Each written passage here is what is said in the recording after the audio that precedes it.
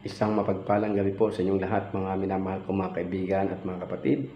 Samahan po ninyo akong pag-aralan po natin ang aklat ng Isaiah chapter 66 verse 17.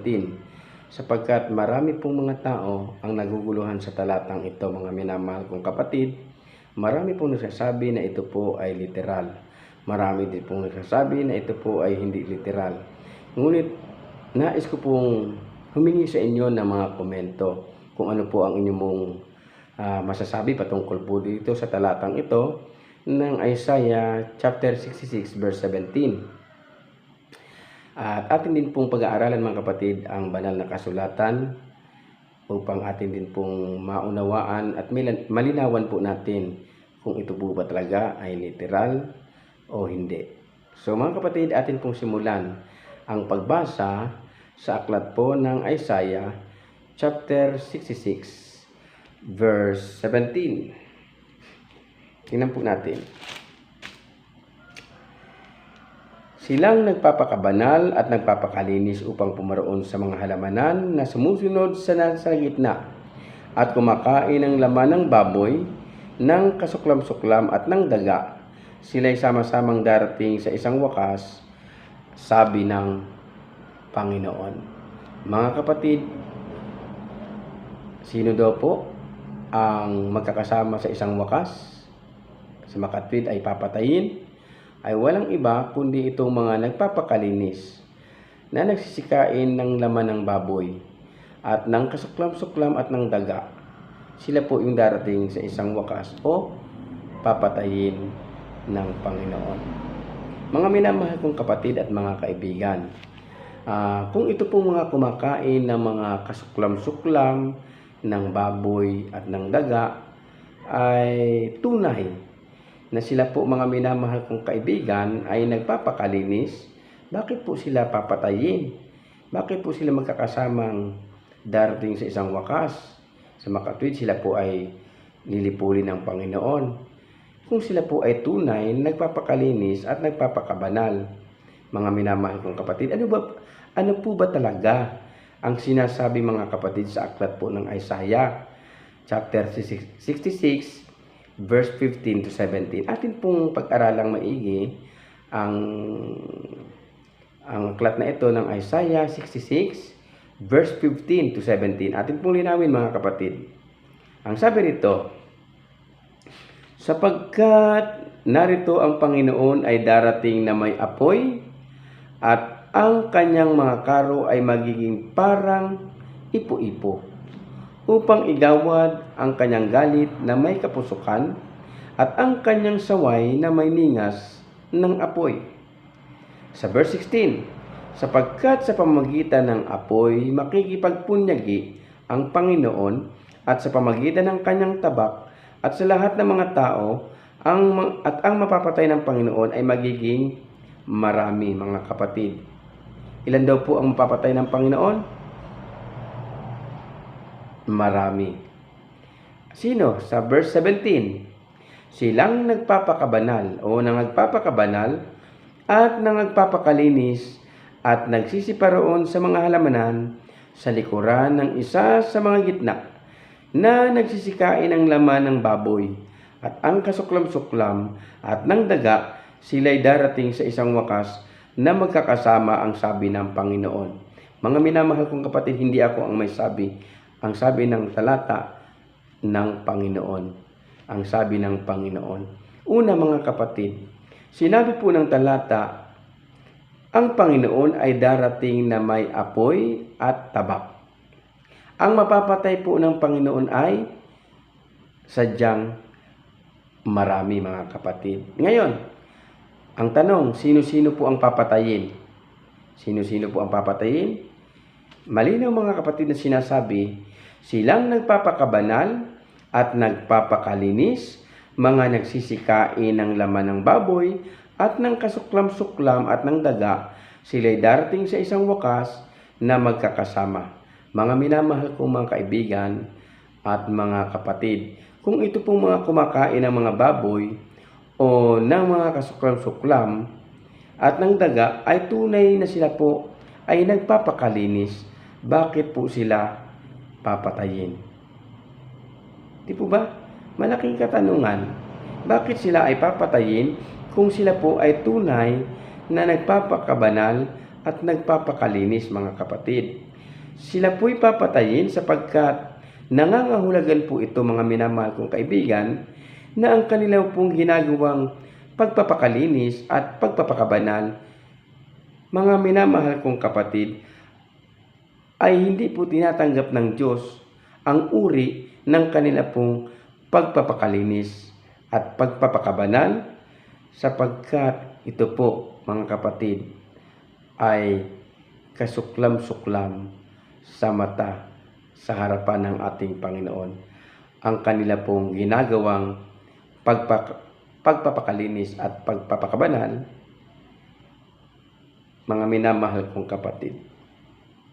Ngayon, upang malinawan po natin kung ito po ay literal o hindi, ay tingnan po natin, mga minamahal kong kapatid, sa aklat ng Isaiah chapter 65, sapagkat ang atin pong binasa ay Isaiah 66 verse 17. Tingnan po natin yung pinakabuod, mga kapatid, patungkol po sa aklat ng Isaiah 66:17. Atin pong buksan ang kasagutan upang malaman po natin ang mga katotohanan na ang Isaiah 66 verse 17, ito po ay literal.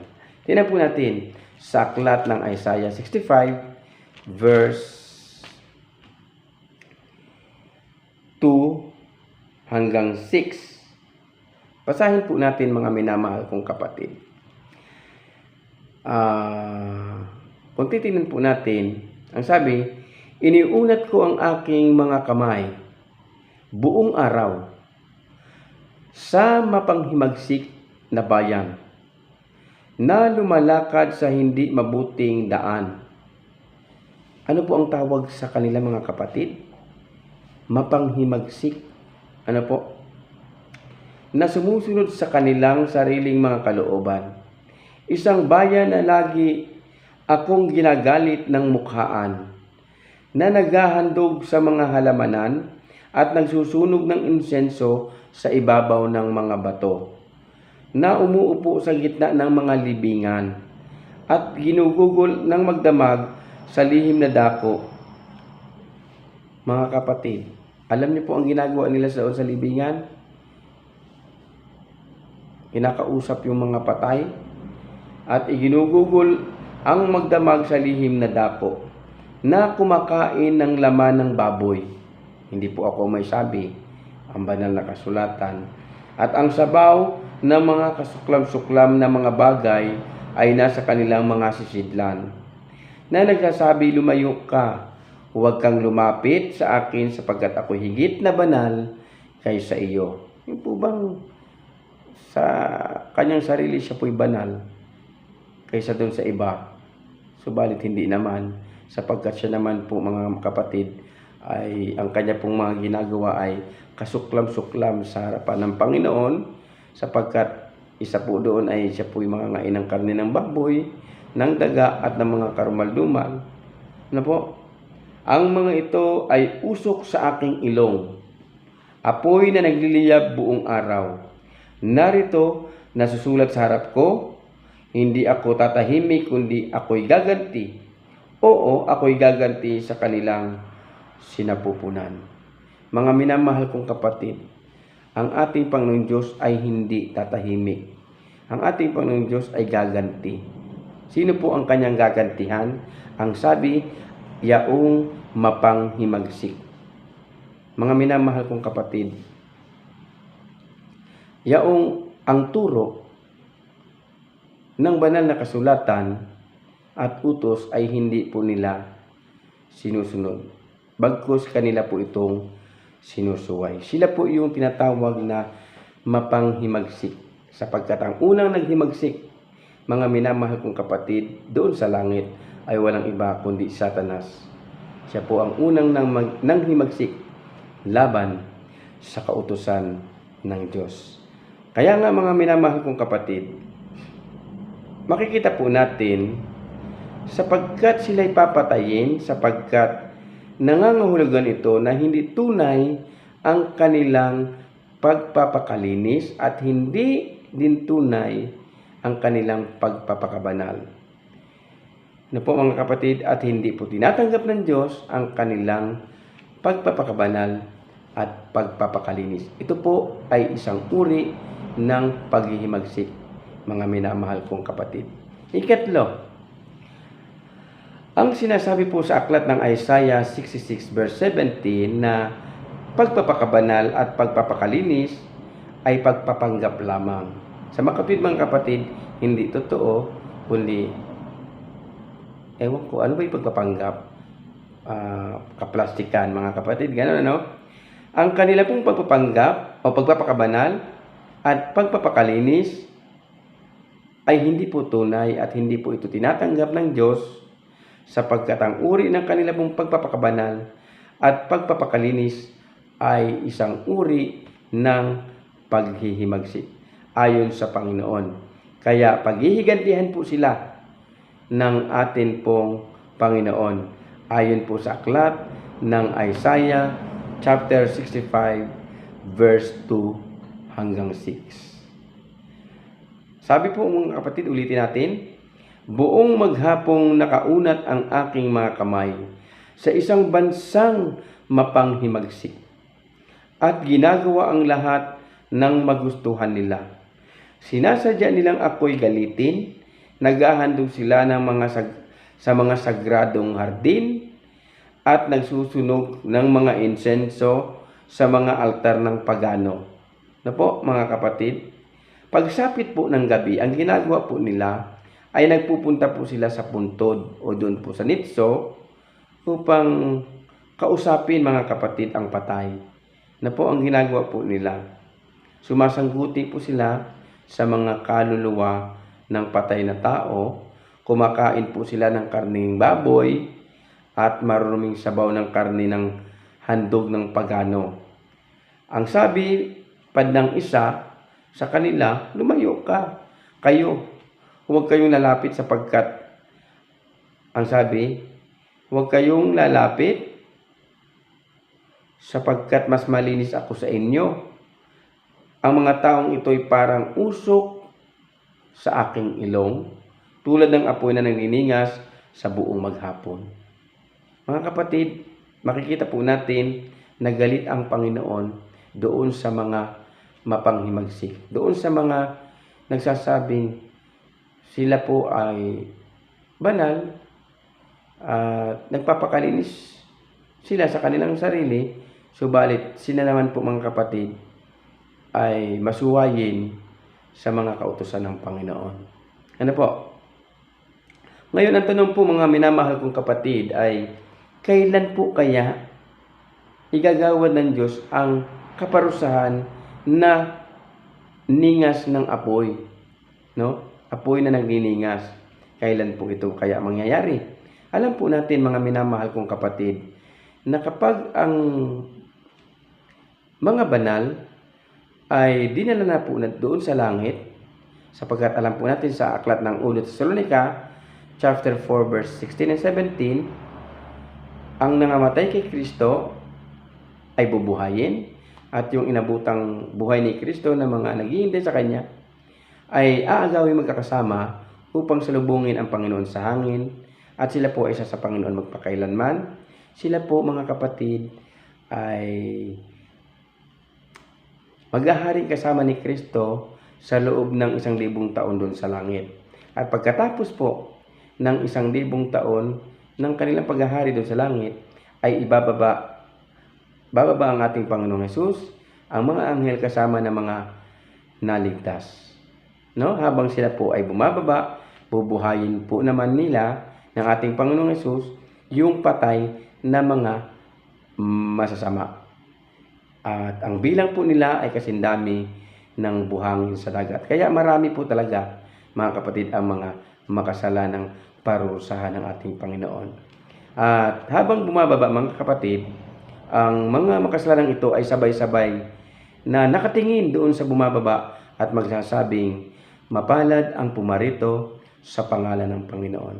Sinabi po nila iyon hindi po dahil sa iniibig po nila ang Panginoon. Sinabi po nila iyon sapagkat sadyang napakaganda po ng kanilang napagmasdan o nakita.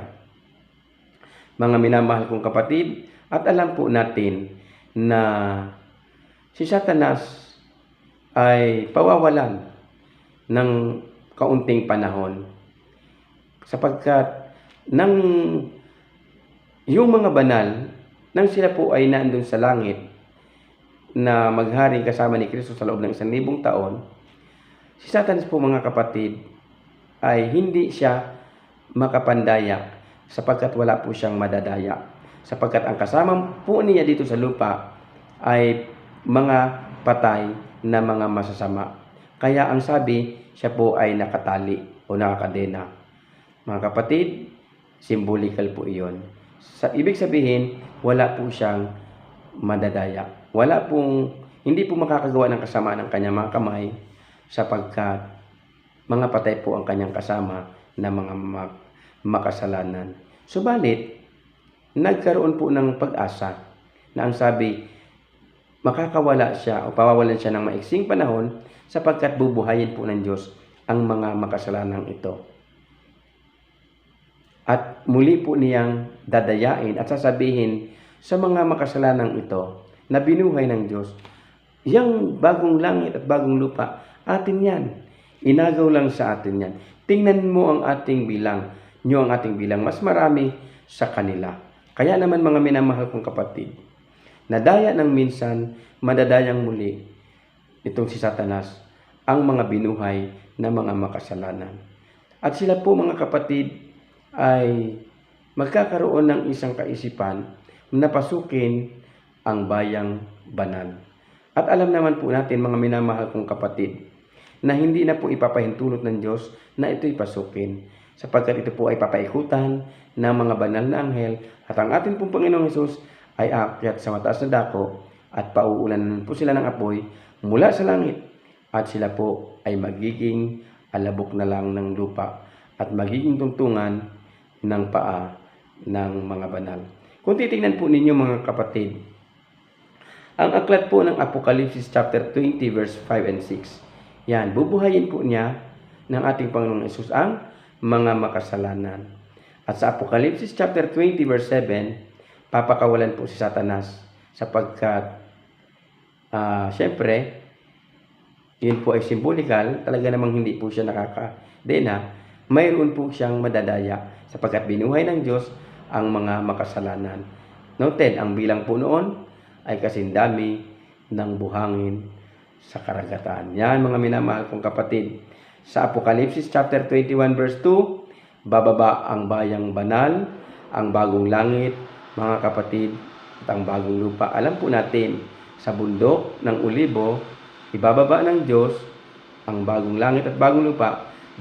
Ang bundok ng Olibo ay papatagin po niya at ang bundok ng Olibo nito ay batid po natin na ito po ay tapat ng Jerusalem. Bakit po kaya doon ibababa ng ating Panginoon Diyos at doon po niya itutungtong ang kanyang mga paa sapagkat doon po siya nangako sa kanyang mga alagad at sa mga sumasampalataya sa kanya nang siya po ay nagpaalam na siya po ay aakyat sa langit. Ano po? Doon po sa bundok ng Olibo, mga kapatid. Kaya doon po niya muli itutungtong ang kanyang paa at itatatag ang bagong langit at ang bagong lupa na tatahanan magpakailanman ng mga banal kasama po ng mga anghel at ng atin pong Panginoong Hesus at sila po ay hindi na maghihiwalay magpakailan-kailanman. Sagana po doon sa bagong langit at bagong lupa. Alam po natin na ang bagong langit, ang daan po doon ay ginto at doon po mga kapatid ay pintuan doon ay mga perlas at mayroon pong punong kahoy doon na nagbubunga ng 12 bunga kada buwan at talaga pong wala ng pagluha at puro pawang kasiyahan ang mararanasan sa lugar po na iyon ng bagong langit at ng bagong lupa. Ngayon, wala na rin pong kasalanan sapagkat ayon po mga kapatid sa aklat ng Apokalipsis chapter 20 verse 8 to 10, wawakasan po ng Diyos ang kasamaan sa pamagitan ng apoy o impyerno. So yung kasalanan, mapaparam na. si Satanas at ang lahat ng kanyang mga nadaya, sila po ay paulan ng apoy at sila po ay magiging alabok na lamang ng lupa at magiging tungtungan ng paa ng mga banal. Mga minamahal ko mga kaibigan, mapalad po na tayo ay makasama sa gagawing pagliligtas ng ating Panginoon Jesus sa kanya pong ikalawang pagdating. Mga minamahal kong kapatid, ang tanong ko po sa inyo, saan po ninyo gustong gugulin ang inyo pong 1,000 taon? Sa lupa o sa langit? Kung tayo po ay mapapasama doon sa langit sa loob ng 1,000 taon, swerte po tayo sapagkat tiyak po na tayo ay maninirahan at mabubuhay magpakailanman doon sa bagong langit at bagong lupa. Subalit, kung tayo po mga minamahal kong kapatid ay hindi makakasama doon sa ikalawang pagliligtas ng ating Panginoon upang dalhin doon sa kanyang kaharian doon sa langit, tayo po mga kapatid ay bubuhayin din naman. Subalit, bubuhayin tayo upang parusahan ng ikalawang kamatayan. Mga minamahal kong kapatid, ulitin ko po. Ang parurusahan po ng ating Panginoon ay sadyang marami.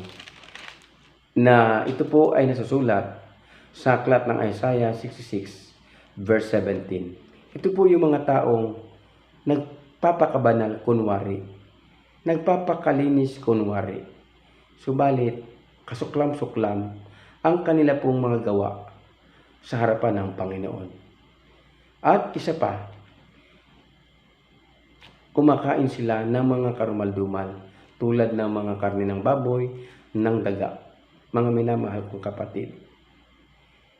Kaya basahin po natin muli sapagkat dito po tayo nagsimula sa Isaiah 66 verse 17. Dito rin po tayo magtapos.